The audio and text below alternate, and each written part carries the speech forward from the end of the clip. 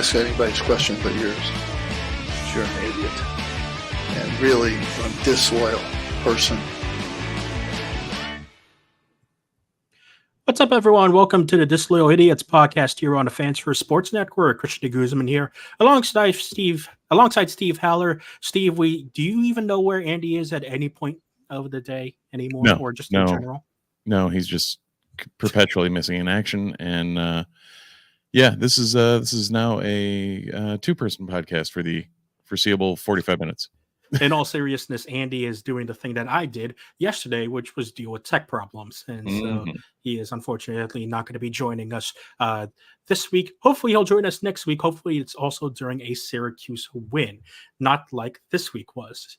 First of all, if you tuned into the watch party that we held during yesterday's game, thank you for joining on.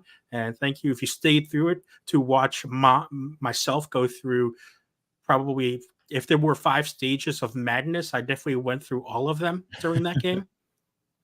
I probably won't do that again for Florida State. I'm just going to put that out there. But for Virginia Tech, I'll probably bring back the watch party, especially since on a Thursday night, people are going to tune into that as well. Yeah, that's probably better for your own personal sanity if you're not doing it next week. And if you were going to do it next week, we did find out officially today that the game against Florida State is a nooner on ABC.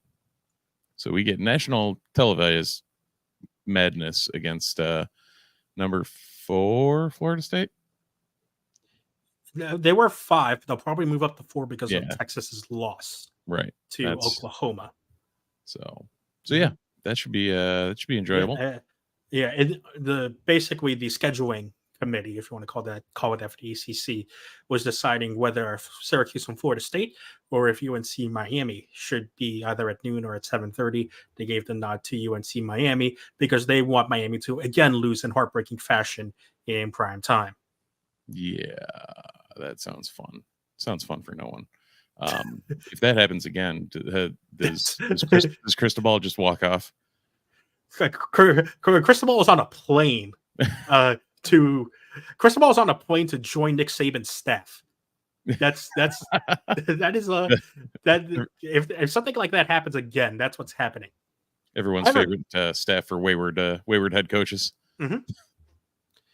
Either that or he somehow goes back to Oregon. Because that would just be a really full circle. Funny complete circle. As most of you probably guessed, we're talking circles around the game that happened this weekend because to call it a game is putting it nicely. Yeah, there was something that happened. I think Syracuse showed up for like one drive in the second half, right? It was one drive in one drive in the second half. You were not there for it. No. You were dealing with what the young people call a 5-year-old these days. Yeah, a 6-year-old now, man. Oh, 6-year-old. Yeah, that's even tougher to deal with. Syracuse had one good drive in the second half. And to call it a good drive is also putting it nicely because that drive was saved because Umari Hatcher decided to, do a Superman move to save an underthrow from Garrett Schrader. Mm-hmm. And that extended the drive and gave Syracuse the momentum it needed on that singular drive. So basically nothing changed. So nothing changed, yes. Okay. Mm-hmm. Yeah, because I don't know if anyone was not watching or listening yesterday to Christian and I talking in the first half. I'm going to throw it out there. We need the Garrett Schrader from 2022, not from 2021. Because a lot of the old bad habits are coming back, and it's not helping the offense. Now, part of this... What we also need is the Garrett Schrader from 2 weeks ago. Yeah, that'd be nice. 3 weeks ago. Yeah. Any or all of these would be vast improvements over what we're currently seeing with the heavy feet and the locking into receivers and not going through progressions and all the things that were kind of plagues prior that... At this point, it's the offense lives and dies by Schrader. And if we're going to see stuff like that happening, then it's not going to be living by Schrader. It's going to be what we saw. When we usually have games like this. It's weird that we actually mentioned the final score.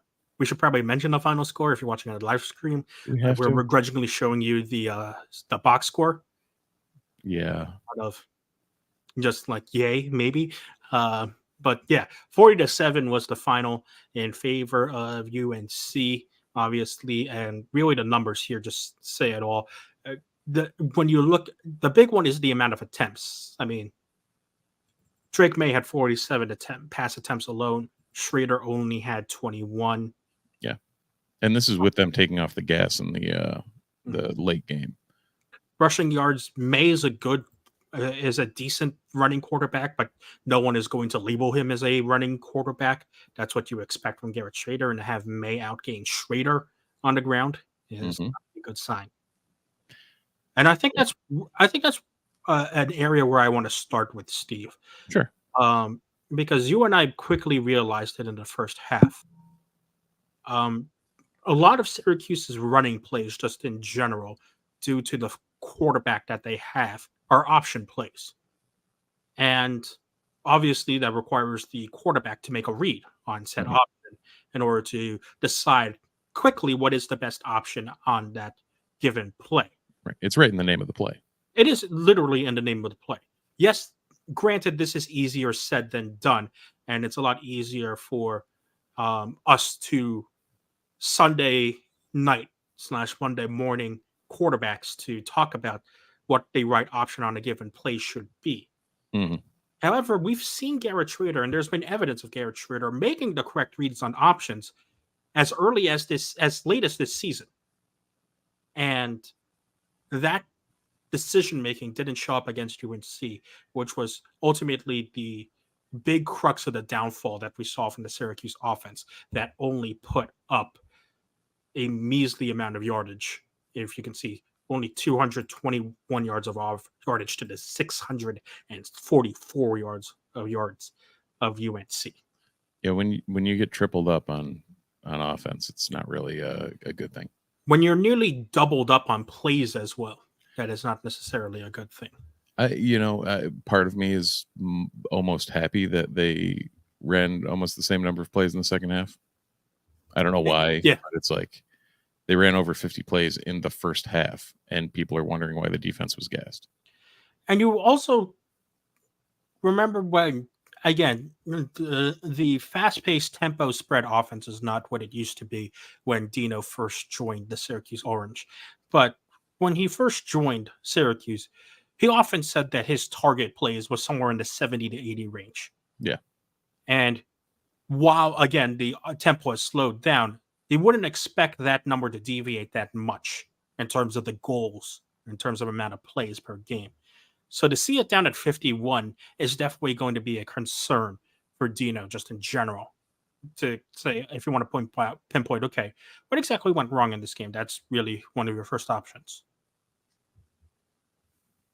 Yeah. Sorry, my brain literally just shut down. What was the question? What you are seeing is Steve suffering from PTSD because he only watched an hour of that game and already triggered flashbacks that were not kind. Yeah. And right off the bat in the first two drives, you saw Schrader missing those reads that you're mentioning. One on an option play with LeQuint Allen, where Allen was free and clear outside contain on the end, and Schrader for some reason kept it. And another on the second drive that was, right up the middle, where I believe it was a similar situation where he kept, instead of giving, or it might have been like a little shovel pass or something that he didn't. You could tell it was a read play, and he did not make the right choice and just got completely shut down. And when he's not actively making the right decisions on those plays, it kind of shortens the playbook significantly, as well as, having ramifications farther down the line, as far as, confidence in reads, confidence in decisions on leaving the pocket. So yeah, there's cascading ramifications of missing reads like that. And this is another game, and it's probably the second straight game that the Quinn Allen has had just like this, where the stat line for the Quinn Allen doesn't tell the whole story. When you look at only 38 total yards of net gain offense and a 3.5 average, I don't think that's necessarily indicative of how LeQuint Allen played in this game. Because I think, again, and this is kind of just like the Clemson game, it felt like Allen had an actually decent, good game. But because the majority of his runs were basically because he was put in adverse situations Yeah. due to the option reads that Schrader was making. The stats don't necessarily jump off the page to someone who had a good game. And you see it in these back-to-back games with Clemson and North Carolina. Yes, he had a better receiving game against Clemson to help make up for some of the rushing stats, but these rushing stats don't necessarily indicate that a running back had a good game. Where I would say the opposite. I think Allen had a decent enough game where once he was put into the right positions to succeed, Syracuse did succeed. Well, those stats look even worse when the first carry he had was for 9 yards. So you're looking at take that away, and you're at 10 rushes for 29 yards, 2.9 yards per carry. I'm not a doctor, but I feel as though on the stat sheet that does not look good. I am with you in that he looked better than what the stats say, but even with this, I don't know if we can say he had a good game. Here's what I'll say. It felt like he did better on designed runs for him than option runs for him. Okay. And All I right. feel like, and I think that's where a lot of my like deceiving numbers comes from, because when it's just a give the ball to Allen and let him run, whether it's a through the middle, but in between the tackles, around the tackles, it seems like, hey, if I can just put my head down and run, Mhm. that's another Quinn Allen that's going to succeed. But unfortunately, right now, when he has to wait for Garrett Schrader to make an option, sometimes it's a matter of, hey, I have nowhere to go before the guys get to me. Right. And I mean, if that's the case, do you take and shorten the playbook up? Do you trim it down and take some of those RPOs out and run a classic power or like something to get him to the edge? Whether that's a viable option, I don't know in the modern game. But if that's the implication, then it couldn't hurt to at least give it a look. Well, what also might need to happen if things are going to happen like that is you might need to have this guy, Garrett Schrader, actually decide to run more, because there's a reason why we love this game against Purdue. Yeah. The 25 yards run. Yes, that was a large part of that was also due to Purdue's style of defense. One high safety, man-to-man defense, guys in the box who are just going to come. So it was easy for Schrader to read and signify, okay, I'm just going to burst down and run. But this is the kind of Schrader performance that I think a lot of us liked and expected. And to see those numbers dip in terms of the amount of attempts he had of running, yes, the plays were also significantly less. But you could even argue if Schrader's going to have happy feet, he might as well just run. Right. And that's something we're seeing is him breaking pocket, breaking contain when there's still protection there. I don't know. It may be the pocket will inevitably collapse, but either way, he's taking off early, and that's not helping his own cause. He's kind of running into tackles sometimes, and maybe if he's either more decisive one way or another, that helps out. Would certainly help out at least letting his line have some semblance of an idea what he's doing. And I think this is a good point, a good time to go to line talk. We obviously, for those who don't know on the podcast, love our good friends at Pro Football Focus and their excellent grading system. Steve is grimacing, if you can see on the live stream, because the Pro Football Focus grades were, in a couple of words, not kind to Syracuse in general. And the less that could be said about them, the better. But we might as well talk about it for the offensive line, because right now PFF is one of the best ways to kind of give a quantified reason on why offensive line play is good or bad, in order to like uh, allow the casual football fan to make a judgment on offensive line play. If you're not like Steve, a former offensive lineman, um, we obviously won't show the actual full breakdown of grades for every single player, because PFF is a paid subscription. So please, if you would like to, go and pay for their services. But when you look at the overall offensive grades, just in general, before you even get to the individual blocking grades of the offensive linemen, they're not pretty.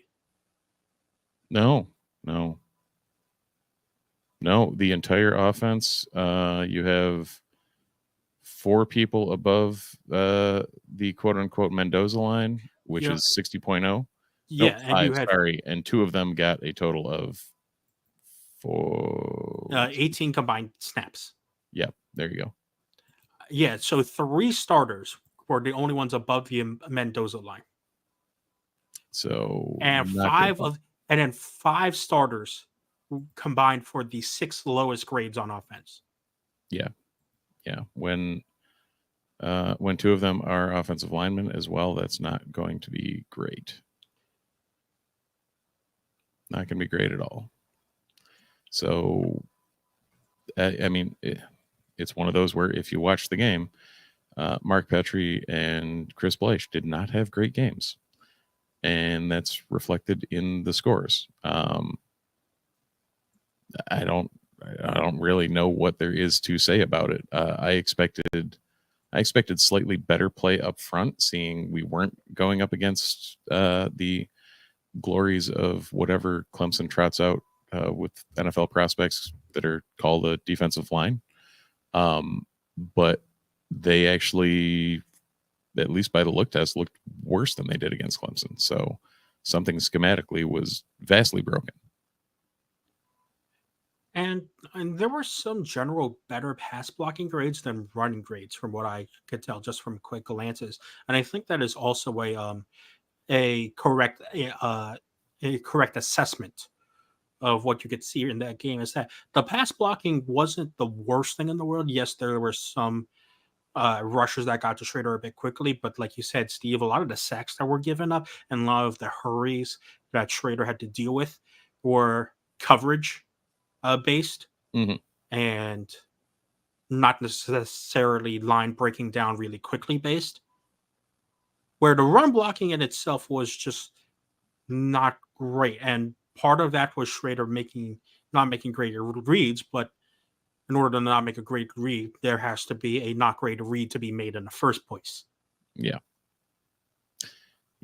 Overall, I don't know. It's we could continue to dive and dissect and keep going at this, but it seemed the offense was just a cacophony of errors almost all around. Like, did anyone have a good game or even a mediocre game, in your opinion?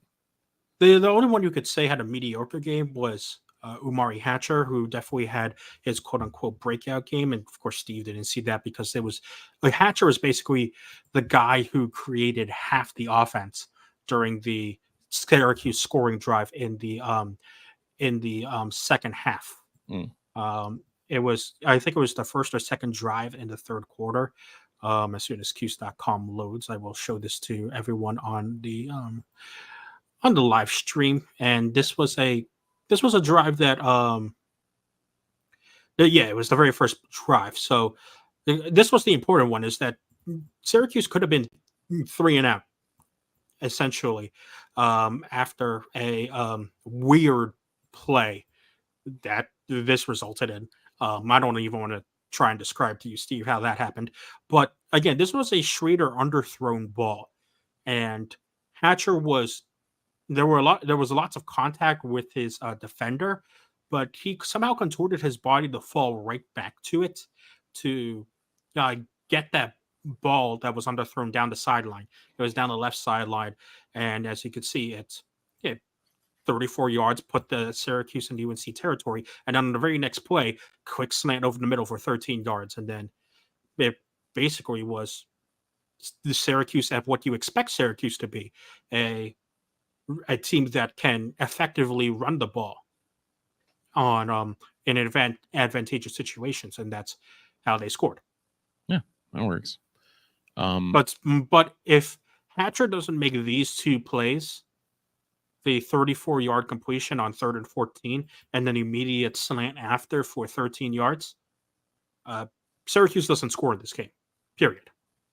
Right. Every other offensive possession looked that bad. Yes. Perfect. I did and, see and Hatcher had a couple of other good catches down in the second half as well, which is why you see the 85 yards for him in total. Nice. So that's why he definitely had I wouldn't say a great game, but a good game. And he was the highest rated offensive player according to PFF as well. Fair enough. I do distinctly remember a couple of decent catches by Donovan Brown in the first half. Nothing in the second half. Okay. He finished with 3 catches, 25 yards. And then after his emergence, how'd Thunder Dan look in the second half? Thunder Dan only was used in some short yardage situations. Okay. So, and much like in last week, it was all like basically flat routes. Gotcha. So there hasn't been any sort of Kelsey/Kittle, let's put a tight end in the middle of the field and try and create a mismatch with a linebacker or an undersized safety. Well, why would you do something like that? That makes sense. The wonders of that befuddle you are incredible. Yeah. But yeah, I don't think there's much again, like you said, there's not too much else we can say about the offense. And honestly, there's probably not too much we can say about the defense either, because as if you watch we got enough footage of them. Yeah, I mean, but if you watch the broadcast enough, that Drake May is probably going number 2 in the draft. Mm-hmm. Caleb Williams is probably going number 1, but Drake May is probably going number 2. And if a team or teams aren't, thinking about picking a quarterback at 1 or 2, you can bet that teams are going to trade up to get Williams or May at 1 or 2. Were they trying to set records? Because I just realized that their backup only had 2 attempts. Were they did they keep May in for excessively long periods of time? Not really. I mean, I believe the backup came in at around the 4th, around the 6-minute mark, I think it was. Okay, that's not yeah. No, see, this was a came in at the it came in the middle of this drive here. Okay. Yeah. I do remember he came in during the middle of a drive. So yes, he kind of towards the end of this drive here. Oh, it was right after Dennis Hawkins got injured. Yeah, I forgot that happened. So that's our 4th season-ending injury this year. Yeah, and unfortunately for Hawkins, it's another arm injury. It said upper body injury, but it definitely looked like he was favoring something on his shoulder or right arm when the traders were attending to him.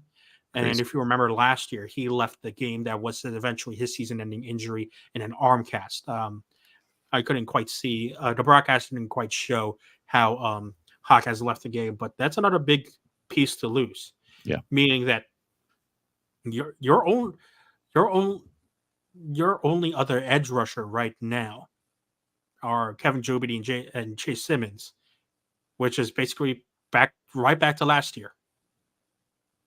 Yeah, we're back in the same situation as last year, where your edge rushing depth is not great. No, not at all. That's really bad. I don't even know where to go with that. Like, how did we get to that point? Well, here's where we can go with this strength with this unit. Well, here's where we can go with this.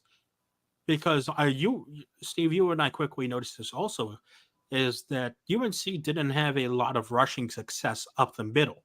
Mhm. And then you will naturally ask yourself, okay, so then how did UNC have 215 yards of rushing offense gain against the Orange? Well, I'll tell you, it was mainly because a lot of the rushes that succeeded for UNC went outside the tackles. Off the edge. And inherently, that also, I guess that almost ties into how the linebackers are playing and uh, how we had issues again with May once he broke contain.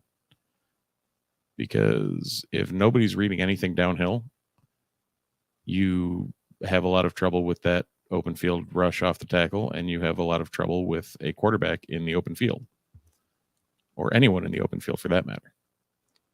Yeah, the linebacker decision, a lot like with Allen, the linebacker decision making when they have one goal in mind is really, really good. But however, when they have to consider multiple variables, you can start to see them, almost maybe think too much, I would Hmm, say. I could see that.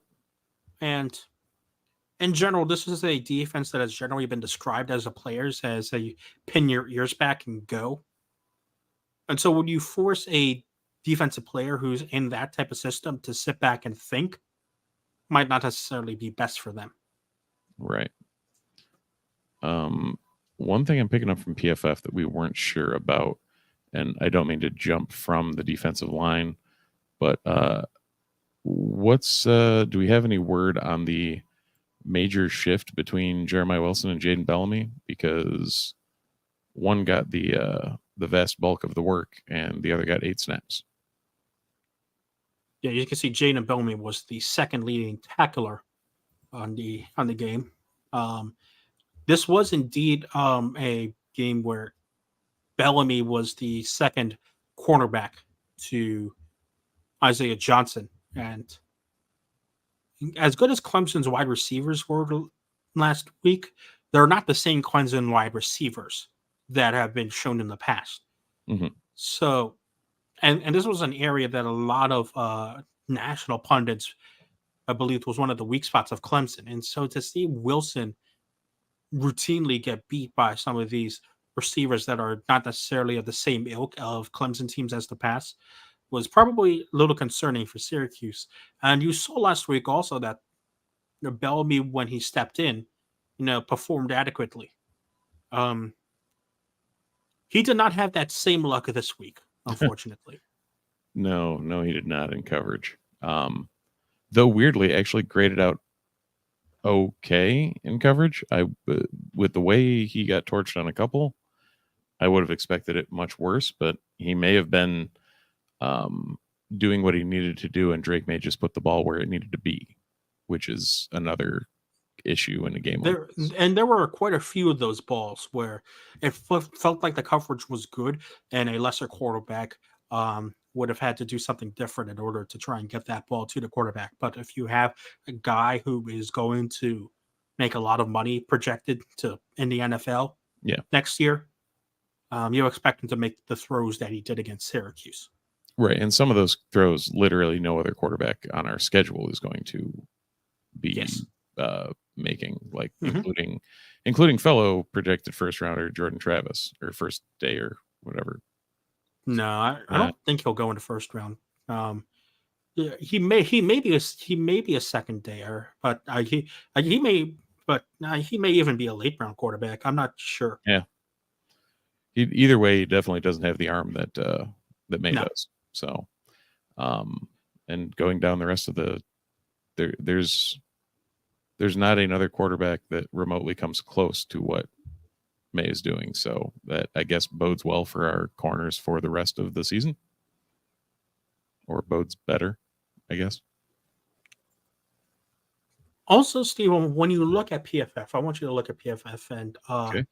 and notice a couple of things, because when I say these two names, it's going to sound apparent about what exactly I'm thinking about what our next move should be in terms of what Syracuse's defense should be.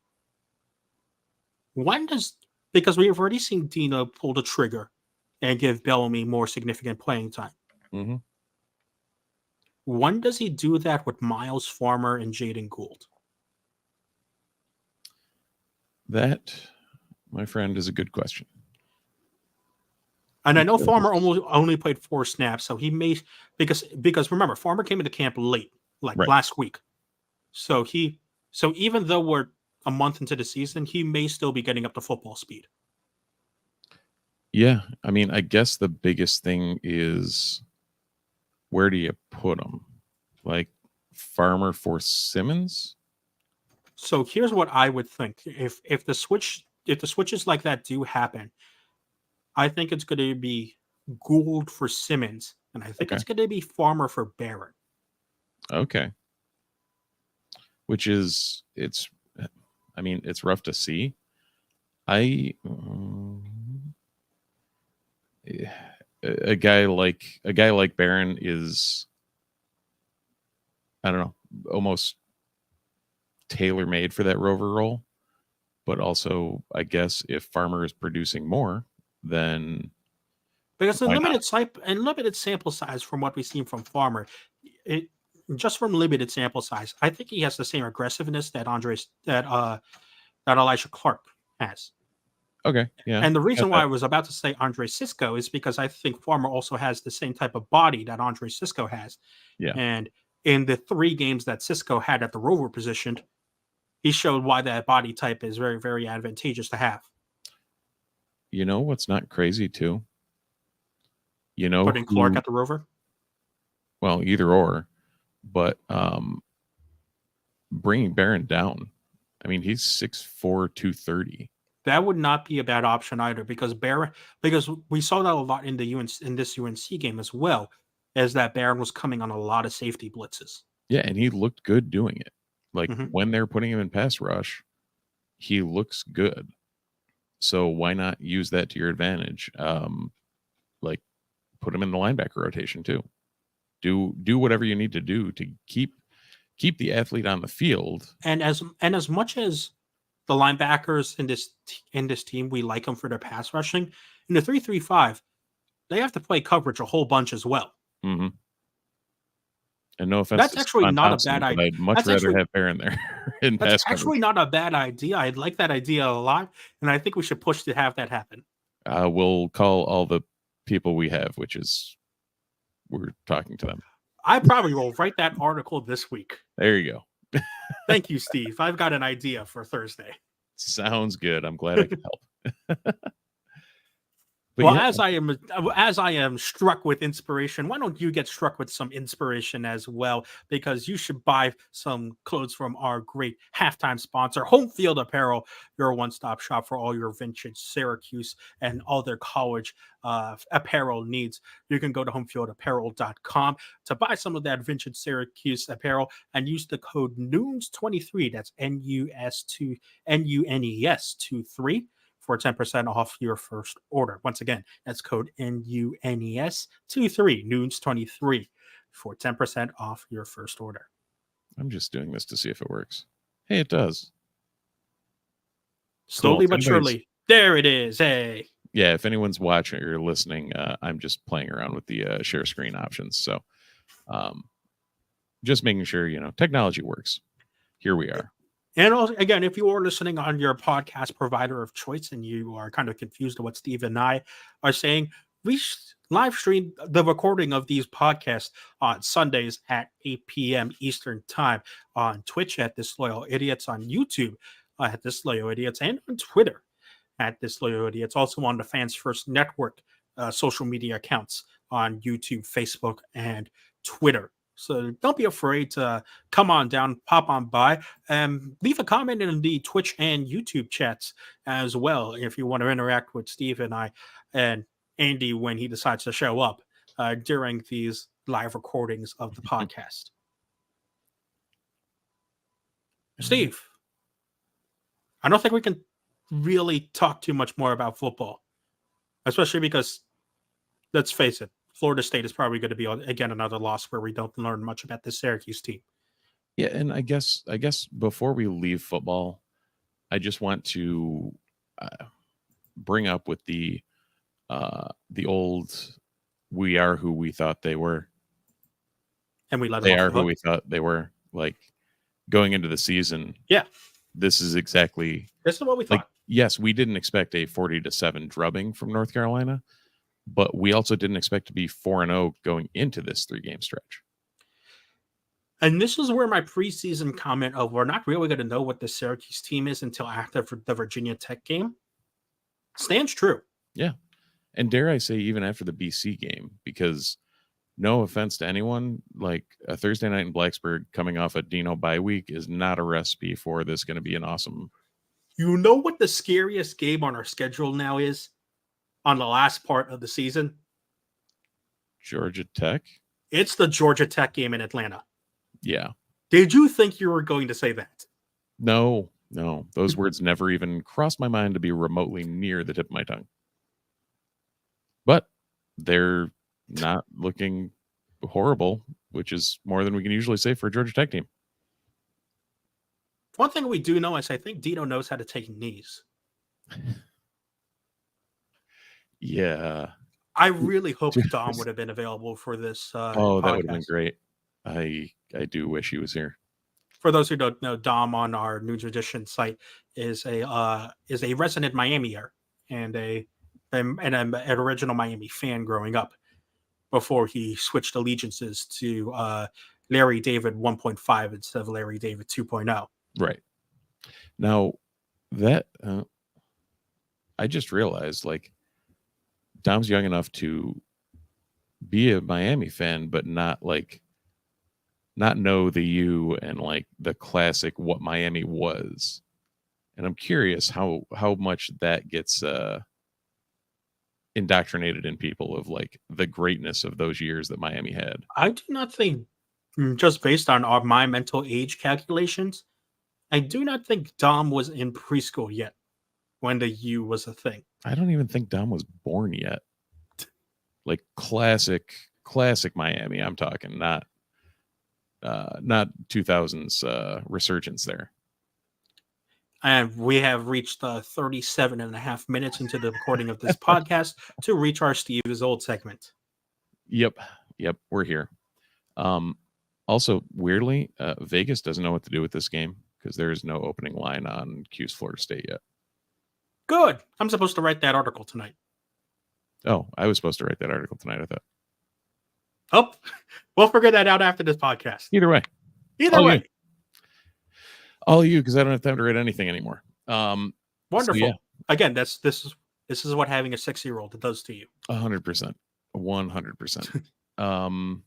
But yeah. But what Steve does have time for to talk about this night is some vegetable eating. And that vegetable eating is talking about Syracuse basketball. You know what? It's weird. Like if this is eating our vegetables, then I've had my late in life resurgence and like love roasted Brussels sprouts now because that is me right now. That's me right now. Well, okay. Now we've hit the Christian is starting to get old. God, point. Okay, no. But I am. Hey, the air fryer that is in the kitchen right now is going to get a lot of use in the coming weeks. Love it. This is the most excited I've actually been for a basketball season in probably 10 years. And I think that's just generally everyone in the Syracuse fan base. Yeah, I think we got lulled into a sense of curmudgeonly whatever, because I mean, every year the same thing happening, does not an exciting basketball season make. I don't know why I decided to talk like Yoda there, but yeah, I mean, it's the first time that we've seen something new and fresh in Syracuse basketball in decades. And we haven't had Steve on. I don't remember if we talked about this on the podcast a couple of weeks ago when it first came out, but we definitely didn't have Steve on to talk about the observations that John Rotze made when he went up to observe Syracuse basketball practice under Adrian Autry, Syracuse's new head coach. And one of the big ones, the biggest revelation and the reason why everyone is so excited for basketball in Central New York is that man-to-man defense has officially returned. It has been dug out from its ancient gravestone next to the 1990 lacrosse trophy and has been returned to the rightful owners of basketball. Yeah, it's it, I still love that people forget that Syracuse played man for most of Boeheim's tenure. Well, but recency bias is a hell of a drug. It really is. But in all honesty, if we go back to a man team with athletes and augment it with the zone that was perfected at this school, that's probably, you can't really beat that. Like that's where we want to be. And it definitely seems like Syracuse, especially with the work that Autry has done in the transfer portal, does have the athletes to make a man-to-man defense, maybe even a hybrid if necessary, but definitely a man-to-man defense work in this modern age and day and age of basketball. And Rothstein's projected started five is probably the starting five you thought it was going to be: J.J. Sterling, Judah Mintz, Chris Bell, Benny Williams, and Naheem McCloyd. So no surprise there. The big thing also that one of the two big things that Rothstein also mentioned is first the thing that we hoped Judah Mintz would improve on in his return to Syracuse. It seems he has, and that is his shooting. And the most important thing that I think Rothstein said is that it seemed like Mintz is more confident to take outside shots. Because when Mintz took some of those outside shots last year, it didn't look like it was taken with a whole hefty degree of confidence.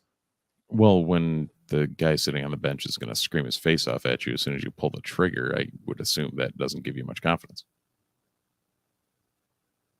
And considering that, the other guard that was there kind of had the green light to do that, especially when he's being coached by the guy who originally had the green light to do that. Yeah, I don't know if green light's enough of a descriptor. It's literally like he could just do whatever he wanted. It's green flag Grand Prix racing. Game on, go fast. It's lights out and away we go for all you F1 fans out there. That starting five seems pretty darn solid in any circles you're running in. Well, the only one that I petitioned that may had a chance to crack that starting five is someone like Justin Taylor or Chance Westry in the guard position if you felt like Mintz or Starling didn't give you enough scoring from at least a shooting perspective and not a drive to the layup perspective, because in terms of the scoring output, Mintz and Starling are very similar in that regard. But maybe Taylor comes back off the bench again in a super sub fashion like he did last year. And Westry, Rothstein also reported, is not fully recovered from an off-season injury. He was, if I remember correctly, a full participant in practice. He was back to fully participating in practice, but I believe the Syracuse coaching staff was ramping him up slowly. The basketball equivalent of he's in full pads. Yes. At the same time, if Chris Bell can rebound this year, maybe this is a scary good lineup. Well, the other thing that might help if Chris Bell can't rebound is the use of Malik Brown. And one of the big other revelations. That's the question. Well, one of the other big revelations that Rothstein reported is that one of the more prominent Syracuse rotation backup plans is to go small ball and play Brown at the 5. I like that. And that I'm also a big fan also. And as people are probably tired of hearing me now, regular listeners of the podcast, I've been pushing the Brown-Dolezaj comparison pretty heavily with Brown being Dolezaj without the passing. I thought you were going to say without the pizza. Well, It happens. yeah. Um, I guess one other thing with all of this talk is, do we have a like what do we think Red is going to do for a rotation? Are we in Bayheim 7-man land, or are we going to actually use our bench? You would think Red is a more quote unquote modern coach, Yeah, I mean that doesn't and you would take think much. that he would use his bench to an advantage. The tricky thing, he has to find the sweet spot between Jim Boeheim and Leonard Hamilton. Mm, indeed. Well, I mean, yeah, Naheem McLeod may be able to tell him something about that. Yeah, because Naheem McLeod knows the extreme end of rotation. Right. Oh, the whistle blew. Okay, a new 5 in. Just hockey line changes all the time. But I mean, so you start the game with the proposed lineup. You've got Starling and Mintz in there. You can My favorite thing is always going to be, if you need shooting, bring Taylor in. I think Justin Taylor. I okay. still I love Justin Taylor's game. I hold a high opinion of it. Yep. There were a lot of good looks he got last year. They just weren't falling. Mhm. I think his shot is going to be great for Syracuse. Yeah, you think another year in the gym might do him some. Yeah. hmm So I'm a you big have Justin Taylor fan.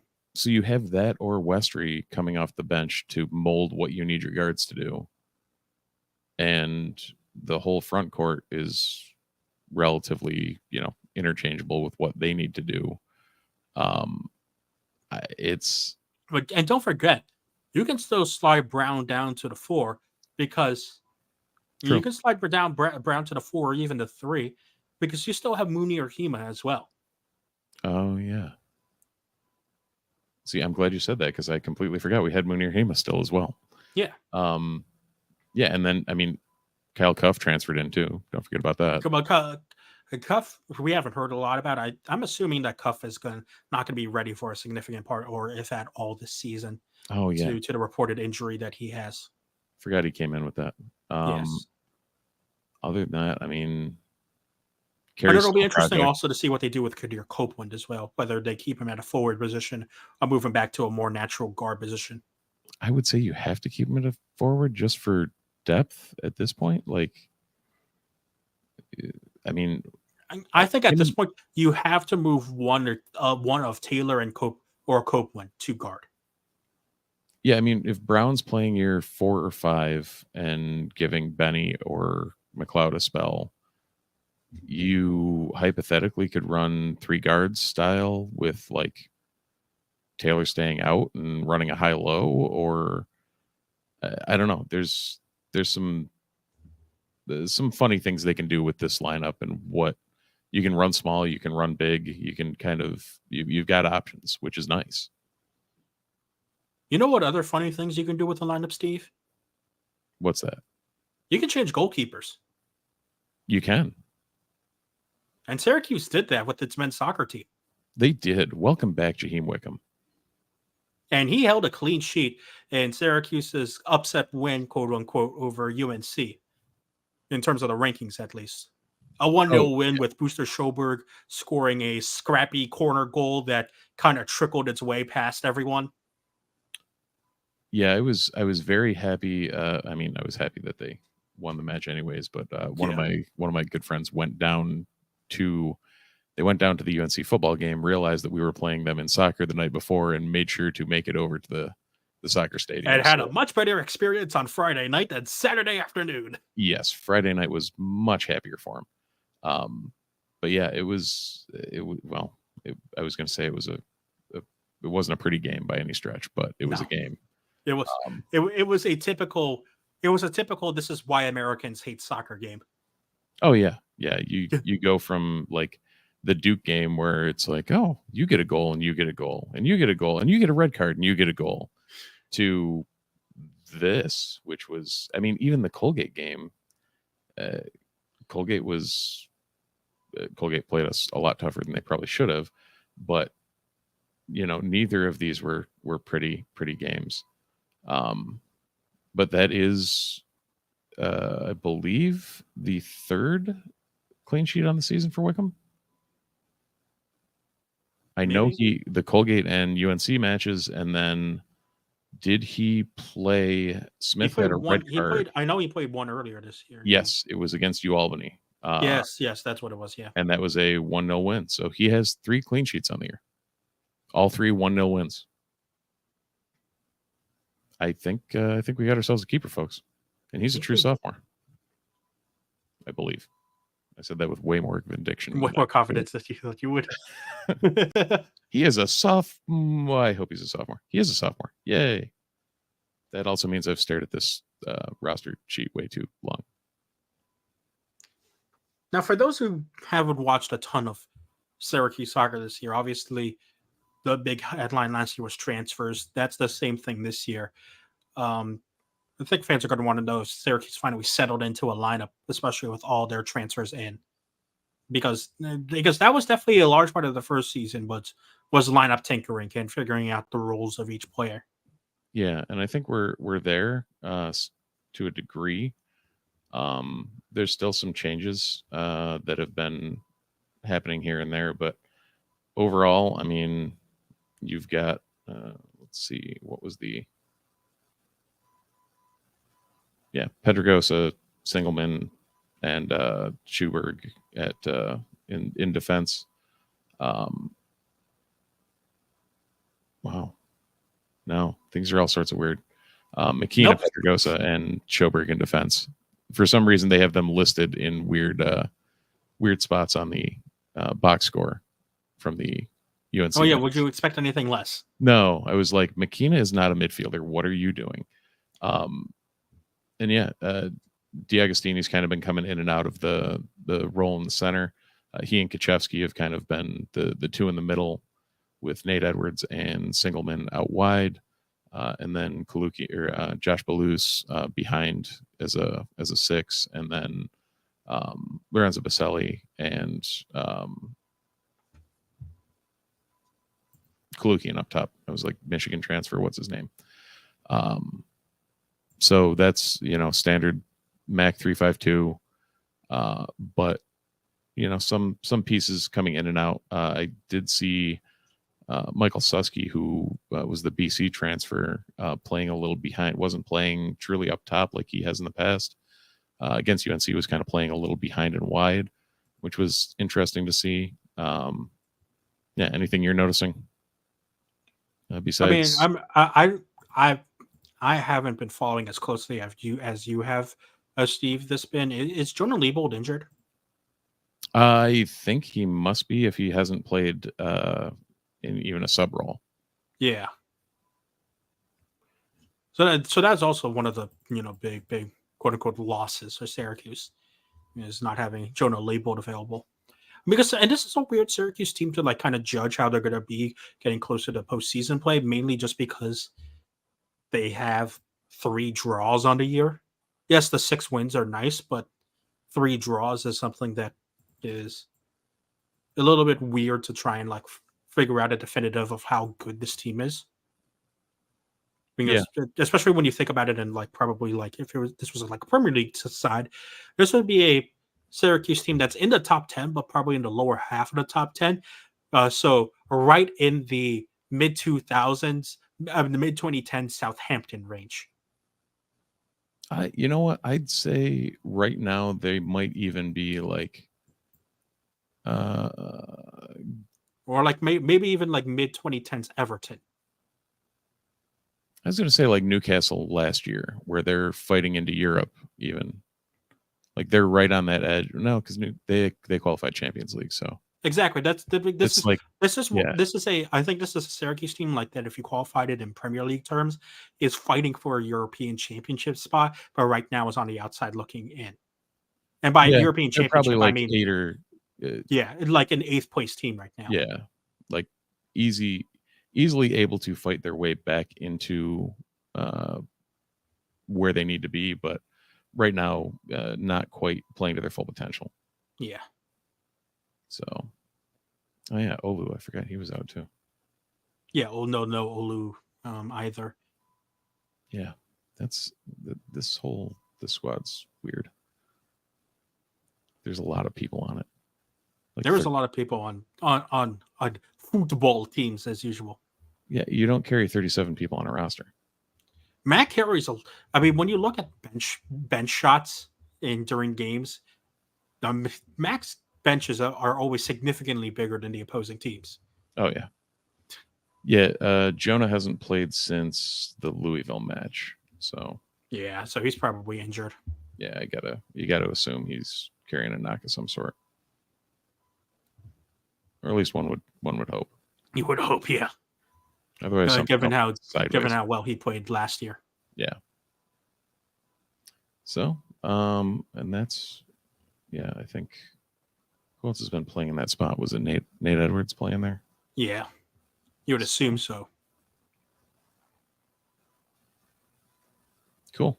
Well, when you're thinking about things last year, you hope that Syracuse football doesn't play like it did against Florida State last year. Yeah, no. But unfortunately, we might be heading that way. And to quote what Steve said at the beginning of this podcast, they are who we thought they were. And we probably would just be okay with that. I mean, that's always the weird thing is like, I know you and I and a lot of the folks on staff have perspective. Yeah. And that, you know, we were most people had us at 3-4 after next week, and we will be 4-3 if we don't pull off the miracle.